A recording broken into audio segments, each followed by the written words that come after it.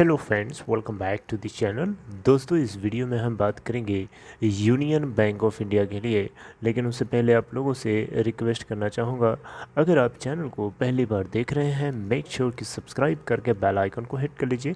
और डीमैट या trading account के लिए डिस्क्रिप्शन बॉक्स में लिंक दिया गया है। दोस्तों, हम लोग इस वीडियो के अंदर दो खबरों के ऊपर बातचीत करेंगे, दोनों यूनियन बैंक ऑफ इंडिया से जुड़ी हुई हैं।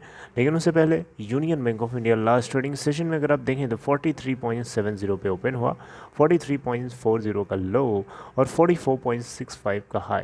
1,75,00,000 फिर 66,963 टोटल वॉल्यूम 44.05 के ऊपर बंद हुआ।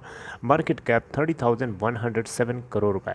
आइए जरा जानते हैं इस कंपनी के शेयर होल्डिंग पैटर्न के बारे में कि क्या मार्च क्वार्टर के होल्डिंग का डेटा जो है अपलोड किया गया है। दोस्तों जी नहीं, दिसंबर 21 क्वार्टर का डेटा तो है, लेकिन अभी मार्च का नहीं आया। चलिए खैर, पहली खबर दोस्तों आपसे मैं शेयर करना चाहता हूं कि यूनियन बैंक ऑफ इंडिया ने 8% की हिस्सेदारी जो है ISARC के अंदर से धन समृद्धि फाइनेंस को बेचने के लिए एक एग्रीमेंट साइन कर लिया है। दोस्तों, ISARC के बारे में आपको पहले पता होना चाहिए, उसके बाद ही आपको ये खबर समझ में आएगी। उसके बारे में आपको बता देता हूँ। देखिए, यूनियन बैंक ऑफ इंडिया के अंदर भारत सरकार की जो होल्डिंग है, यानी गवर्नमेंट ऑफ इंडिया प्रमोटर के रूप में 83.49% की होल्डिंग रखता है दिसंबर क्वार्टर के आखिरी टाइम तक। पब्लिक का तो नहीं, लेकिन इंस्टीट्यूशन और नॉन इंस्टीट्यूशंस यहाँ अगर आप देखें तो 8.21 और 8.30% रेस्पेक्टिवली ओन करते हैं। अब शेयर होल्डिंग पैटर्न के बारे में मैं बात नहीं करूँगा, ये आप खुद भी देख सकते हैं और वैसे हम जनरली बात करते ही रहते हैं। दोस्तों, अगर आप देखें तो ISARC क्या है। ISARC दोस्तों, ये एक तरीके से देखा जाए तो एक तरीके की एसेट रिकंस्ट्रक्शन कंपनी है, जो कि देश की पहली एसेट रिकंस्ट्रक्शन कंपनी है, जो कि बहुत सारे बैंक्स, पब्लिक सेक्टर बैंक्स के द्वारा सपोर्ट करके बनाई गई। और यहाँ पे NPA के रेजोल्यूशन के लिए ये स्पेसिफिकली फोकस्ड है। और यूनियन बैंक ऑफ इंडिया अपनी यहाँ पे 8% की हिस्सेदारी को बेच देना चाहता है, राइट। और बेचना किसको चाहता है? इन फेवर ऑफ धन समृद्धि फाइनेंस।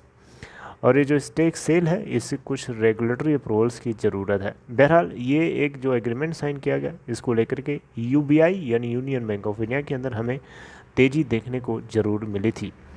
दूसरी खबर दोस्तों ये है, यूनियन बैंक ऑफ इंडिया समेत जितने भी और बैंक हैं यहाँ पे, जो बैड बैंक के अंदर अपना भरोसा रख रहे हैं, जो बैड बैंक को सपोर्ट करते हैं, जो बैड बैंक को मिला के खड़ा किया है, इन सभी की तरफ से अगर आप देखें तो 50,000 करोड़ रुपए के लोन एसेट्स को ट्रांसफ़र किया जाएगा बैड बैंक के अंदर अप्रैल के महीने के आखिरी समय तक। यानी करंट जो हमारा महीना चल रहा है, इसके आखिरी पॉइंट तक जो है ऐसा बताया जा रहा है कि 50,000 करोड़ रुपीस के इस लोन को यानी एसेट्स को बैंक ट्रांसफ़र कर देगा। दोस्तों, आपको बताना चाहूँगा, ये जो 50,000 करोड़ रुपीस के लोन एसेट्स को ट्रांसफ़र करने की जो डेडलाइन थी 31 मार्च 2021 थी, लेकिन 31 मार्च 2022 थी, लेकिन कुछ प्रोसीजरल डिलेज होने की वजह से ये काम नहीं हो सका, राइट। आपको पता होना चाहिए, ऐसा पहली बार हो रहा है, तो इस ऑब्वियसली इसको लेकर के बहुत सारा काम है, बहुत दुनिया भर का तामझाम होता है, प्लस कुछ बहुत सारे अप्रूवल्स भी चाहिए होते हैं प्रोसेसेस को कंप्लीट करा के आगे बढ़ाने के लिए। तो इसीलिए इसमें लग रहा है समय। और ये बात मैं नहीं बोल रहा हूँ, ये बात बैंक के, यूनियन बैंक के CEO की तरफ से बताया गया है।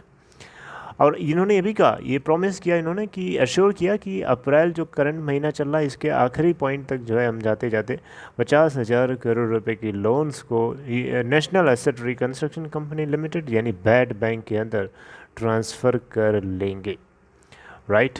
तो दोस्तों, अगर आप देखें यहाँ पे तो इसी साल जनवरी में स्टेट बैंक ऑफ इंडिया के चेयरमैन दिनेश खारा जी की तरफ से कहा गया था कि national asset reconstruction company limited यानी NARCL यानी bad bank has received all approvals to commence operations and a total 38 NPA accounts जिसकी टोटल वैल्यू 82,845 करोड़ बताई गई थी, इसको आइडेंटिफाई किया गया था कि बैड बैंक में फेज्ड मैनर में ट्रांसफ़र कर दिया जाएगा।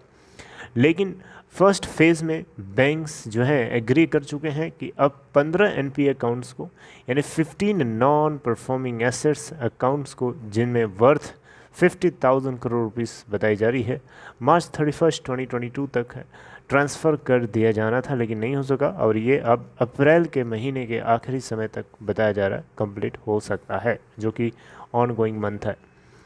राइट, तो ये एक धमाकेदार खबर थी यूनियन बैंक ऑफ इंडिया के मैनेजिंग डायरेक्टर की तरफ से बताई गई, जो आप लोगों तक मैंने पहुंचाने की कोशिश करी। देखिए, यूनियन बैंक ऑफ इंडिया को लेकर के 65 के लेवल का टारगेट यहाँ पे दिया गया है। कई दिनों से लोग इसी टारगेट को लेकर के बहुत ही ज़्यादा एंथुजियास्टिक हैं, बट देखना होगा आने वाले टाइम में। देखिए, बैंक की अगर इंटरनल सिचुएशन बेटर होगी डे बाई डे, तो डेफिनेटली ये इस टारगेट को ऊपर ही आपको देखने को मिल सकता है। लेकिन हाँ, बैंक्स की सिचुएशन पहले से बेटर ही चल रही है, प्रॉफिट बुकिंग हो रही है पिछले कई क्वार्टर से।